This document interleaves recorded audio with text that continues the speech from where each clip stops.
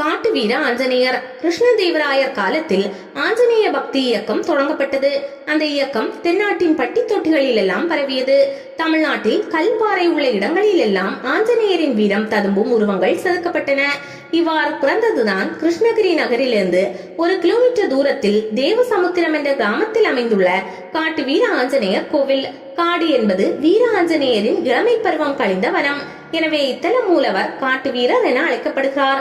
இங்குள்ள ஆஞ்சநேயர் சாய்ந்த கோலத்தில் வலதுபுறம் திரும்பி நின்றும் தலையை மேல் நோக்கியும் வால் தூக்கிய நிலையில் அதில் சிறிய மணி ஒன்றை கட்டியவாறும் காட்சியளிக்கிறார். இங்கு மகாவிஷ்ணுவின் பிரதிநிதியாக மூலவர் ஆஞ்சநேயர் உள்ளார். அதே போல் சிவபெருமானின் பிரதிநிதியாக நந்தியின் உருவமும் ஒரு பெரிய பாறையில் சிறப்பாக செதுக்கப்பட்டுள்ளது.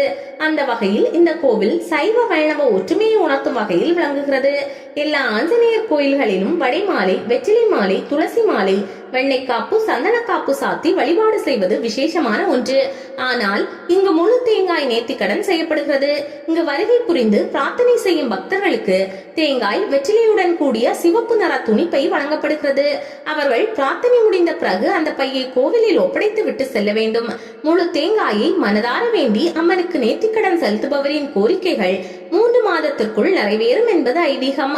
காட்டு வீர ஆஞ்சநேயர் கோயிலில் அமாவாசை மற்றும் பௌர்ணமி நாட்களில் சிறப்பு பூஜை நடைபெறுவதால் மக்கள் கூட்டம் அலைமோதும். அந்த நாட்களில் அனுமனை வழிபட்டு தேங்காய் கட்டினால் தங்களது வேண்டுதல்கள் நிச்சயம் நிறைவேறும் என்று பக்தர்கள் நம்புகின்றனர். ஒவ்வொரு அமாவாசை தினமும் ஆஞ்சநேயருக்கு உற்சவ நாளாகவும் ஒவ்வொரு பௌர்ணமி தினமும் அன்னை மகாலட்சுமிக்கு உற்சவ நாளாகவும் கொண்டாடப்படுகிறது. கிருஷ்ணகிரி புதிய பேருந்து நிலையத்திலிருந்து சேலம் பைபாஸ் சாலை வழியே உள்ள மேம்பாலத்தை அடுத்த தரைப்பாலம் வழியாக இக்கோவிலை அடையலாம்.